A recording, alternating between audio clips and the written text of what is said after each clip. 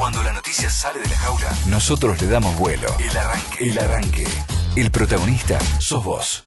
La información en primera persona. Los hechos y sus protagonistas. En El Arranque. El Arranque. La entrevista del día. Hoy la entrevista del día es con dos personas que están dando que hablar en este tiempo, porque son dos veteranos de Malvinas, están pidiendo reivindicación de algunos derechos que todavía les falta, a pesar de que han pasado los años. La sociedad se ha dado cuenta de que todos ellos son héroes, pero desde el Estado tal vez siempre los reconocimientos llegan más tarde. Y hoy es el caso de la charla que vamos a tener con Marcelo Paolini y con Eric Johnson. Marcelo, buen día, ¿cómo te va? Gracias por venir a Radio Sónica. Muchas gracias a ustedes por invitarme, perdón por la voz, hablamos mucho en la semana con muchos veteranos de guerra de todo el país que están ilusionados, esperando que el presidente, que está en funciones, los reciba y escuche este reclamo que llevan ya esperando 37 años. Contale puntualmente a la gente cuáles son los reclamos que hoy tienen para hacerle al Estado argentino. Bueno, mira, yo lo que puedo hablar es decirte de que en el año 90, cuando se firman las pensiones, se reconoció a los veteranos de guerra con una pensión graciable. Eso le permitió tener una obra social y, de alguna manera, si no tenía empleo, una contención también. O sea, el primer reconocimiento por parte del Estado fue en los 90, bajo el gobierno de Menem. Carlos Menem, exactamente. Y desde la finalización de la guerra, año 82. Desde el año 82 hasta el año 90, todos fuimos juntos haciendo reclamos, movilizaciones y marchas para hacer visible que habíamos vuelto de la guerra. Que lo que estábamos buscando era que aquellos compañeros que no tenían trabajo, que era el grueso, más o menos 4.500 habían entrado en empresas del Estado. En Entel había 800, en Obras Sanitarias 200, en Ceiba también, en Banco Provincia, Banco Nación. Entonces teníamos trabajo, pero los otros no tenían nada. Y contale a lo mejor a los jóvenes que no saben, sí. ¿Era más fácil para los veteranos entrar a las empresas del Estado en esa época o no? Había una ley que permitió, la ley de Oraldo Brito, la 23.109, buen día a la audiencia, sí. Soy Eric Johnson. Era que los beneficios que tenían era justamente que le dé salud, trabajo, vivienda.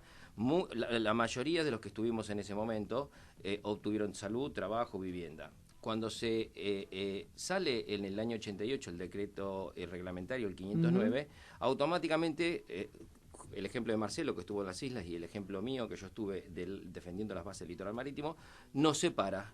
Hasta ese momento estábamos todos juntos, y ese momento dice, no, los de las islas sí, los del continente, los que estaban en el litoral marítimo no. Entonces, ¿qué pasó? O sea, evidentemente a los que ya habían entrado con trabajo no los podían sacar, pero sí les sacaron la salud y sí les intentaron sacarles la vivienda. Muchos camaradas nuestros en ese momento, como era un derecho adquirido, no se las pudieron sacar. Y ahí comenzó, digamos, este periplo de 37 años para tratar de recuperar lo que en su momento ya teníamos. Es increíble, digamos, uno pensándolo desde este punto de vista dice, ustedes en tu caso, como que no desembarcaste en las islas, pero estabas movilizado, estabas claramente, podías ir en cualquier momento, si te convocaban y cruzabas. En mi caso, mi regimiento, yo soy un Patricio tenía orden de operaciones reemplazo Malvinas, por ejemplo. No, o sea, obviamente que si la guerra hubiera durado más tiempo, seguramente mi regimiento, mi unidad hubiera cruzado. Esto es como querer decir, el programa de radio lo hacen ustedes solo, no, el operador también es parte de está la producción, está claro, obviamente. Entonces, creer que solamente vos solo haces el programa de radio es una cosa que, o sea, que pero, mirada... Tenés un apoyo logístico, Pero va más allá, porque si entramos en el terreno de las suposiciones, bien podría ser una hipótesis clara. Pero lo más cercano que sucedió es que lo que era la retaguardia en la parte continental, en realidad fue una retaguardia formidable que impidió que los ingleses tomaran lo que sea el sur, que era su pretensión. ¿Por qué? Porque en el eventual caso de aquello que habían o intentaban recuperar de nuevo por la fuerza, que ya había sido robado y usurpado, al no poder lograrlo, ellos ya sabían de las fortificaciones que había en la parte continental, e inclusive esa misma retaguardia tenía una doble función. Era retaguardia en nuestras espaldas de las islas mientras combatíamos, y Chile. Pero era frente contra China en la cordillera.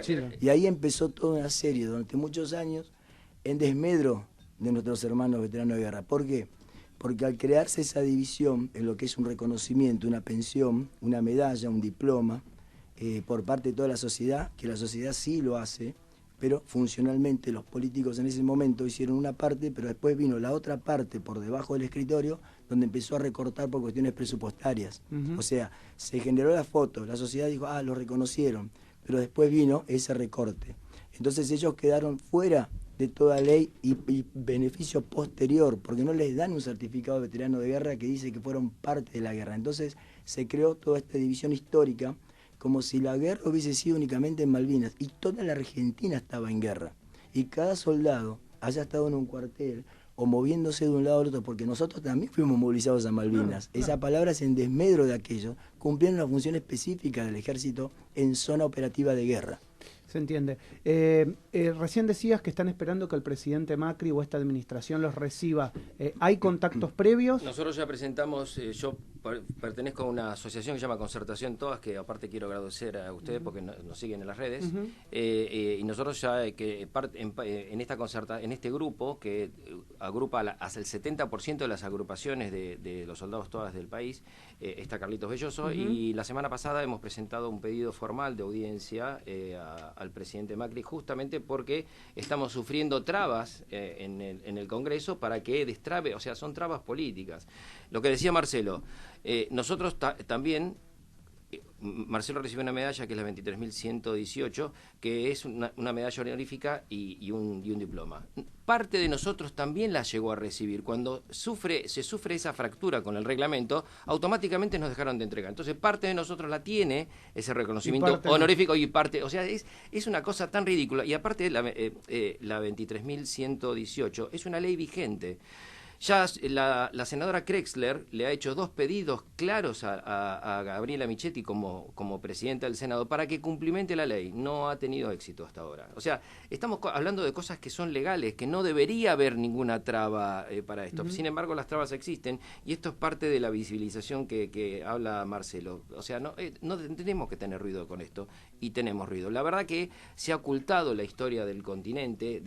Vos pensás que nosotros tenemos el orgullo que los ingleses dicen las operaciones fallidas que tuvieron para tratar de destruir las bases aéreas, o sea, y hablan que fueron fallidas porque los que estábamos de este lado hicimos lo que teníamos que hacer. Totalmente. Entonces, esto que es tan fácil de entender, inclusive a nuestro ex enemigo le resulta difícil de entenderlo, porque ellos tienen una visión diferente de nosotros. Augusto. Eric, Marcelo, quiero preguntarles, ¿por qué creen que tienen que estar explicando esto ustedes acá? Carlos Belloso, que lo nombraste el otro día en el programa de Mirta Legrand, digo, en uno de los programas con mayor audiencia, hizo visible esto que por ahí la gente no lo sabía o no lo sabe, pero digo, el pueblo y la gente, siempre que hay un desfile militar o que se habla de Malvinas, siempre respeta y realmente los pone en el lugar que los tiene que poner a ustedes, a los veteranos. Pero ¿por qué creen que los políticos no lo hacen? Mira, me permito contestar porque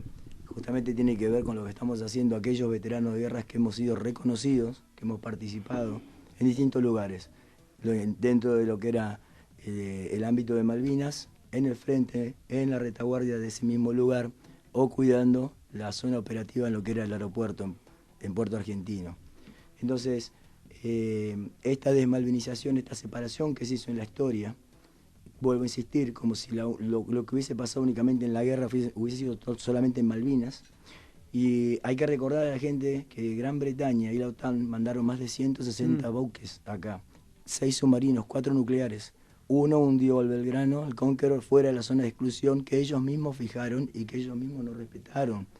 Porque acá el mito es que el inglés es un caballero, es un gentleman. Y no pasó ahí. Y no pasa eso, porque el lugar por donde fue pasando en su historia se lo fue quedando, se lo fue apropiando. Tenemos el caso del Peñón de Gibraltar, por citar un ejemplo. Malvinas, dentro de lo que fue el contexto en el siglo pasado de las guerras, ocupa el puesto número 112 de 136 guerras registradas, si se fijan en Wikipedia, hasta el 2003. La Argentina recibió una historia partida al medio. Entonces la parte que pasó acá en el continente, toda esa defensa, si ustedes les preguntan a gente mayor, abuelos, los padres, le van a decir cómo se juntaban y se hacían colectas para que nos llegaran a nosotros. Y yo veo que esta división que se hizo también hizo carne en algunos veteranos de guerra que han sido reconocidos, que tienen su medalla, sus pensiones, y nadie les va a quitar ese honor. El honor se lo quitaron a ellos. Cuando yo bajé en el sur cuando volví en ¿A el dónde buque. llegaste? Yo volví en el buque de Bahía Paraíso. Ujú. Ellos, el primer abrazo que recibí yo no fue el de mi mamá, ni mi papá, ni mis hermanos. Fue el abrazo de ellos que venían de a 10 a abrazarnos cuando bajábamos de los barcos. Y lloramos con ellos, porque ellos cuidaron nuestra casa, nuestras espaldas. Esta gente combatió a los 18 años, como lo hice yo, en el frente de combate. Y entonces acá no se trata de quién mató más, quién hizo más. Todos hicimos lo que teníamos que hacer. Y el Estado, por ahorrarse acero, diploma, medallas, y no contarle toda la historia de la sociedad, de cómo se peleó, que se perdió la batalla de Malvinas, pero no se perdió la guerra en el continente. Entonces, esa no solamente es un reclamo por un reconocimiento, es un reclamo histórico de que se escriba la verdad. El informe Rattenbach también lo dice, y habla del conflicto, la hipótesis del conflicto con Chile, habla de por qué se fortificaron. Y yo voy a explicarles horas por qué los regimientos que hacíamos combate en zona selvática y en zona en ciudades, combate en localidades, fuimos al sur. ¿Y por qué los que estaban en el sur preparados para eso no fueron a Malvinas, que era más su clima de tundra? Claro. ¿Por qué? Porque existía el conflicto latente con Chile, porque estaba bajo una dictadura militar y siempre tenía apetitos territoriales. Eric, ¿querías agregar algo? Justamente hoy nos pasa que muchos reconocidos que tienen una actitud virulenta hacia nosotros, hemos tenido contacto con compañeros que los recibieron heridos y son los que los bajaron del barco y los atendieron. Realmente que esto es una historia muy rica que nos han privado de ella. Las enfermeras, totalmente. ¿Entendés? Las enfermeras. ¿Cómo puede ser que una enfermera que estuvo recibiendo a los heridos, cuidándonos a nosotros también, hoy también están ocultas? O sea, tenemos que recuperar nuestra historia y esto es lo básico. Al margen de nuestro reclamo, que creemos que es legítimo, hay mucha historia para contar. Bien, por ejemplo, me gustaría contar que cuando un veterano de guerra, mirá, hay 600 páginas prácticamente de beneficios para todos los veteranos de guerra. Me quedé con algo de lo que dijiste. Recuerdo ahora haber entrevistado el año pasado o el anterior a un médico que había ido a la guerra y escribió un libro que se llamaba Pelota o Paleta, el doctor Montivero, recuerdo. Y él contaba justamente este sacrificio de muchos médicos y muchas enfermeras que habían estado en buques que se llevaban habitualmente al lugar y que justamente se recibían en los buques y después se trasladaban al continente, digamos. Y es parte de la historia que no se contó y que no todo el mundo sabe. Perdón, digo, yo soy del 93 y recién lo hablábamos con Marcelo, me decías, bueno, de la guerra nada, salvo lo que se sabe de los libros. Y yo en mi vida me planteé, y lo tengo que admitir, que por ejemplo las enfermeras también formaron parte de la guerra y también son, digo, nunca me lo planteé. Capellanes, había 8 capellanes en Malvinas. El Papa tiene un cuadro que yo pinté, porque también me dedico a pintar, al arte, y ese cuadro yo lo que hice no fue pintarle un retrato de él, pinté lo que él hace, el capellán dando la misa en el campo de batalla antes de ir a combatir, te daba la bendición y ahí marchábamos a cubrir las posiciones en combate. Periodistas, acá han mentido, han dicho que un periodista como Nicolás Cansanceu se robaba los cigarrillos y la persona estaba en el medio del bombardeo cubriendo la nota, el asistente de cámara, hay personal de Entel, de correos, civiles, que eran, todos estamos en ese lugar, y acá también. Yo trato de entender, por qué se produce esta división, porque me parece, por lo que ustedes están hablando, que no es de un solo lugar, es de la política, es de lo mismo, como decías vos, egoísmo. Egoísmo de algunos mismos veteranos que se hizo carne este discurso. Y mi pregunta es, son dos en realidad. Me parece que yo he leído lo que ellos dicen es que las secuelas no son las mismas en los que estuvieron en las islas y los que estuvieron en el continente. Eso por un lado. Y por otro lado, si a ustedes le dan el reconocimiento desde la política ahora, no hay un temor que quizás, fantaseo, pero quizás no es fantasía. Los que están en Buenos Aires digan, bueno, nosotros también desde Buenos Aires pasábamos datos, información, somos parte de la guerra. Pero esto es parte también de reescribir la historia. Nosotros creemos que tiene que haber un reconocimiento para todos. Ahora, no somos nosotros, o sea, nosotros, hablamos nosotros porque soy del litoral marítimo, no queremos hacer lo mismo que hicieron estos desinformados, porque realmente la madre del borrego es la desinformación acá. Y ustedes saben muy bien cómo es esto. Entonces, vos creás una mentira y hay gente que la sigue empujando eternamente la mentira. Bueno, esto ha pasado. Si nosotros nos sentamos, como propone Marcelo, delante y cada cosa que nos achacan a nosotros, ¿por qué no? La tratamos de desmenuzar. Se van a dar cuenta que queda casi ridículo el discurso. Claro, el argumento. El argumento. Así que, entonces, ¿y sabés por qué ha nacido todo esto? Justamente porque lamentablemente este reglamento, ¿por qué quedaron afuera las enfermeras, los sacerdotes, los periodistas? En el reglamento ponen acciones de combate directa. Es un término mal en el 509, mal aplicado, mal interpretado, y que realmente nos ha privado de realmente tener la historia que nos merecemos. Porque fíjense en el caso nuestro. Pero fue muy convincente, porque yo no pensaba como pienso ahora. Yo cambié hace un par de años porque me empecé a cuestionar desde mi posición y admití el error que había cometido. Yo les pedí disculpas a todos ellos porque me di cuenta que había entrado en esa modalidad, en la modalidad que te mete el ejército cuando emite un certificado que empieza a poner siglas. Ellos, para explicar una acción militar, ponen TOM, Teatro Operaciones Malvinas, Teatro Operaciones Atlántico Sur, Teatro Operaciones Sur, paralelo esto, paralelo 8. ¿Por qué? Porque es la manera que tienen de explicar y registrar en sus libros. Nosotros somos civiles, éramos soldados de 18 años, cumplimos servicio militar obligatorio, nos tocó ir a la guerra, terminó en el 82 la guerra, que era un conflicto antes que empezara el 2 de abril, pasó a ser una guerra, y ahora sigue siendo un conflicto al terminar la guerra. No contesté tu pregunta, disculpame. No, he hecho dos preguntas, sí. Mirá, en el caso, nosotros los que estuvimos, o sea, ellos obviamente que tuvieron secuelas, nosotros también, vos sabés que cuando yo me encontré con este grupo y empecé a, digamos, militar en esta asociación y tratar de colaborar, empezamos a charlar entre nosotros y nos encontramos que la mayoría habíamos venido con principio de pie de trinchera. Claro. Nunca fuimos tratados, nadie nunca nos revisó. En mi caso personal terminé con una bronquitis crónica, porque nadie nos atendió, nadie nos revisó, nadie nos... Es increíble. El ocultamiento vino desde el momento que volvimos bueno, en mi caso, Buenos Aires. Entonces, o sea que, y nosotros, si vos consultás con la mayoría de nosotros, sufre estrés postraumático. Tengo el caso de Bruni. Todos, sí. Que todos. No, todos, inclusive, claro, de este lado. Tengo el caso de un camarada de Mar del Plata, de apellido Brunini, que fue al médico y por la sintomatología que tiene, le dijo estrés postraumático. O sea, pero cuando lo mandaron al hospital, a la gente especializada, teóricamente en soldados, le dijeron que no lo podían tratar porque él no era reconocido. Claro. Sin embargo, con toda la sintomatología. Y te cuento algo más. Las acciones de combate que hubo en el continente, ocultadas obviamente, cada soldado, cada grupo que tenía, o sea, se han capturado ingleses, se han capturado chilenos haciendo espionaje, cada soldado que tuvo una participación directa, o sea, hubo fuego contra el enemigo en el continente, se los apartaba, se le hacía un lavado de cerebro y se le prohibía, y obviamente ubiquémonos en el contexto histórico, o sea, dictadura militar. Sí, claro. Prohibido hablar, si hablas te vamos a encontrar, ¿bien? Sí, porque ellos al contrario nosotros firmamos un libro cuando habíamos vuelto donde vos firmás y decís no tengo que hablar, no tengo que contar nada. A la pérdida de peso, al estar allá en combate, claro. 74 días duró el conflicto, estuvimos 69 días sin bañarnos en la montaña. Imagínate todas las peripecias del que está. Pero esas son contingencias de la guerra, como las contingencias que tuvieron ellos. Acá se ha mentido en el sentido de que el frío de Malvinas no era más frío que los 20 grados bajo cero en la cordillera.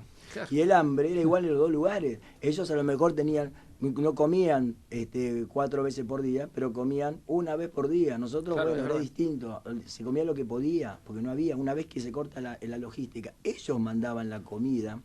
No se teletransportaban las cosas, ¿viste? Como un viaje a las estrellas. No, ellos cargaban todas las Tenían cosas. Tenían que hacer la logística. Iban y bajaban las cosas, volvían con el Hércules. Es decir, han desmembrado el accionar, porque eso es parte de la desmalvinización.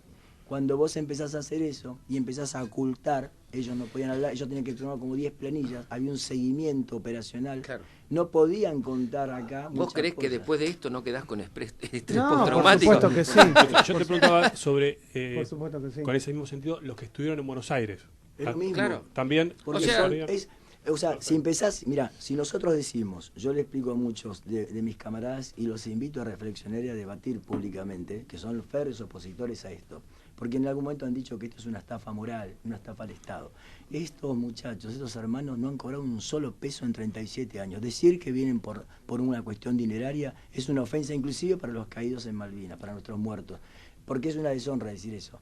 Y además ellos, con todo sacrificio, han formado centros, han dejado de estar horas con su familia, han hablado de Malvinas en cuanto colegio han ido, es decir, han seguido, no se quedaron solamente en un olvido, en un rencor, siguen trabajando malvinizando. Entonces nosotros los dejamos quizás en esa indiferencia decida durante 27 años en el campo que yo llamo de batalla de la posguerra. Muchachos, los saco un poco del tema puntual, que es súper interesante y creo que han tenido el tiempo para expresarlo. Si quedó algo, después me lo dicen y lo decimos también. Los traigo a Malvinas hoy. Los traigo a Malvinas en relación digamos, a las políticas del gobierno, en este caso el actual, pero también si quieren podemos hablar de los anteriores. ¿Cómo ven esta facilidad que le ha dado el gobierno de Mauricio Macri a los kelpers y fundamentalmente a los ingleses de hacer que las empresas se instalen, de darles más posibilidad de vuelos y de logística?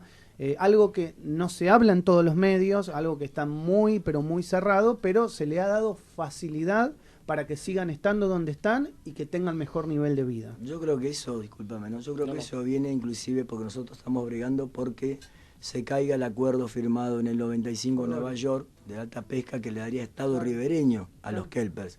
Yo creo que lo que está haciendo, pero no es una digamos, es una continuación desde el gobierno inclusive de Menem con Cavallo, que empezaron a hacer una especie de paraguas alrededor de la isla con la excusa de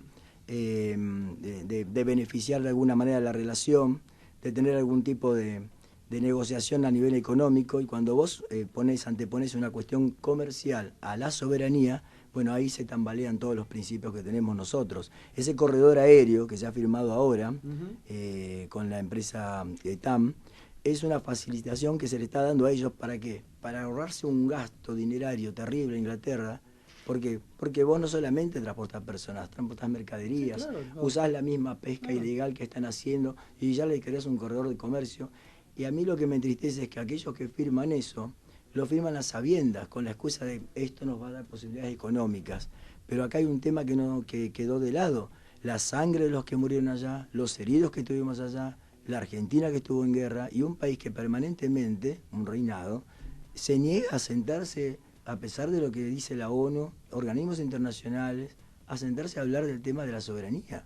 Y hay un dato no menor, que es la base militar que todavía está activa y que es de las más importantes del mundo en estos momentos. Porque la pretensión de ellos es la Antártida. Fíjense. Exacto, que los países que componen la Antártida, la franja de ellos que tienen, es una franja muy, muy angosta. Y lo que pretenden es avanzar no sobre el otro país que tienen la lona, sino sobre lo nuestro. Es que van ejerciendo eso es importantísimo entenderlo, el argentino lo tiene que entender. La hipótesis de conflicto más grande que tiene la Argentina hoy, en corto y te diría moderado periodo de tiempo, es justamente con Inglaterra por el tema de la Antártida. Exacto. Porque ahora se va a firmar un nuevo tratado antártico. Exacto. Que hay países que reclaman también una parte entre de eso. Ellos lo está reclamando el Reino Unido, claro, y pero que la va a disputar con nosotros. Sobre lo nuestro. Entonces, además, hoy nosotros vamos a tener a Carlos Selva, un diputado nacional, que va a hablar justamente del tema de la pesca, de cómo se organizan y qué es lo que están haciendo.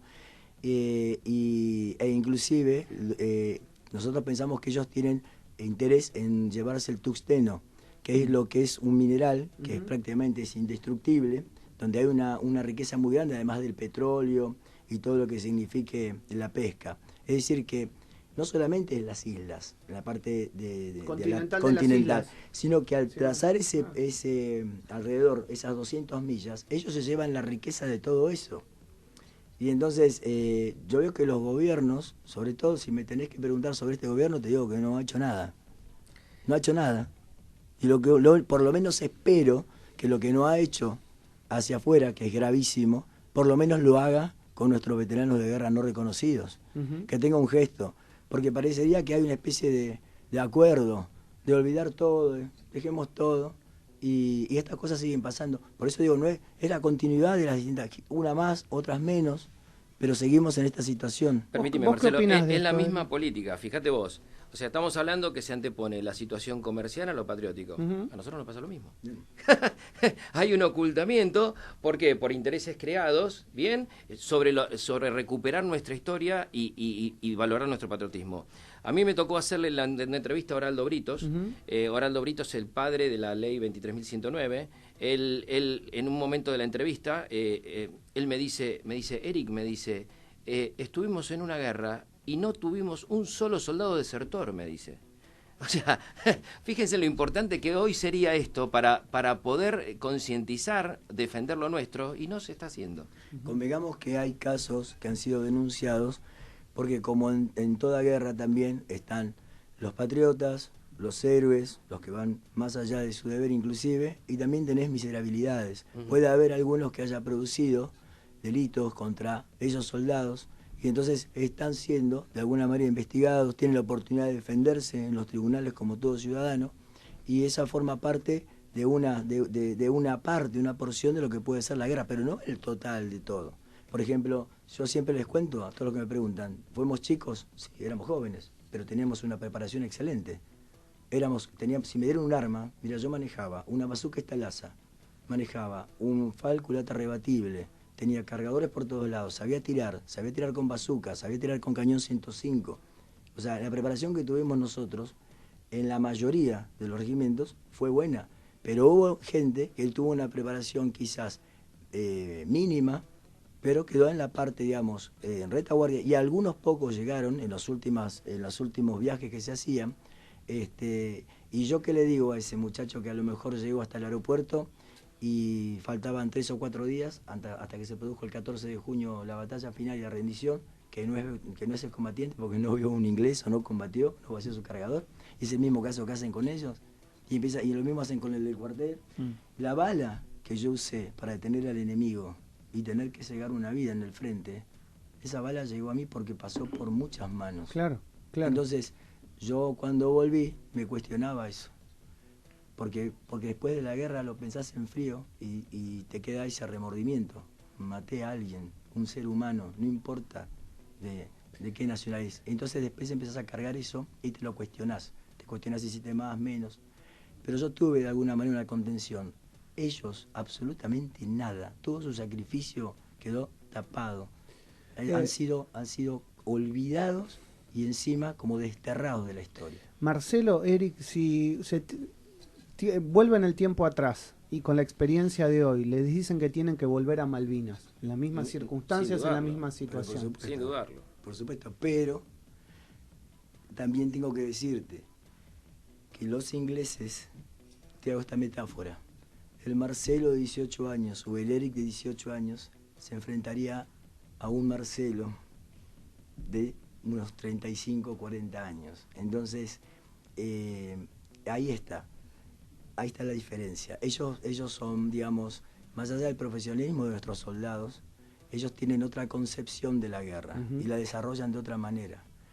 Pero yo les puedo asegurar que si ustedes hubiesen estado donde yo tuve el honor de estar, en el segundo combate, desde Dos Hermanas hasta el Tomble, donde estaba el BIN 5 de Marina, si ustedes vieran lo que era el BIN 5 de Marina en ese momento cuando nos atacan ya en la línea final, era al puerto argentino, cómo combatían los soldados rasos, infantes, más los oficiales y suboficiales, no mirás más una película de Estados Unidos. Yo no miré más porque no me hace falta, porque el valor que tienen los comandos, los soldados, los infantes, es impresionante. Yo volvía de combatir del Dos Hermanas agotado, cansado, demoralizado, porque lo que ves cuando tenés que dejar en el campo de batalla heridos, no los podés traer porque demorás a todo el pelotón, tenés que dejarlos para que los capture vivos, o el ejército que viene atrás inglés. Pero cuando llegué ahí, me vigoricé.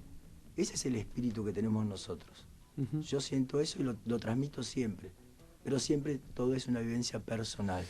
Marcelo, Eric, gracias por venir. ¿Quedó algo por decir? ¿Tienen por favor el presidente los reciba, los escuche, que por favor tome una actitud noble. Nosotros sabemos el contexto que está pasando el país, porque siempre en todo gobierno siempre hay situaciones que son prioritarias, pero esta situación se ha vuelto prioritaria por el paso de los años. Cuando un veterano de guerra no reconocido se muere solo. Cuando un veterano de guerra ya reconocido se fallece, tiene una trompeta, una guardia de honor. Nos morimos y nuestra familia tiene algún tipo de contención de todo tipo. Ellos mueren en absoluta soledad y eso es muy injusto. agregás Sí, no, algo. quería preguntar, Eric, habías dicho algo que mañana va a haber una manifestación, Sí, un acto. Hay gente que no pertenece a la concentración todas, pero se está justamente manifestando por la ignorancia que hay en diferentes provincias, vienen del interior, vienen a tratar con su voz, tratar de llamar la atención para que los proyectos en parte que estamos teniendo en el Congreso, nosotros tenemos dos proyectos presentados en el Congreso, sigan adelante. Así que Bueno, parte de esta gente trata con su buena voluntad de ser escuchados como tratamos de ser escuchados nosotros en el nivel legislativo. Gracias por venir a los Muchas dos a gracias a Radio ustedes. Sónica. Gracias a ustedes por Eric recibirnos. Johnson, Marcelo Pagliani, Paulini, dos veteranos de guerra de nuestras Malvinas. Muchas gracias. Gracias a ustedes. Muy amable.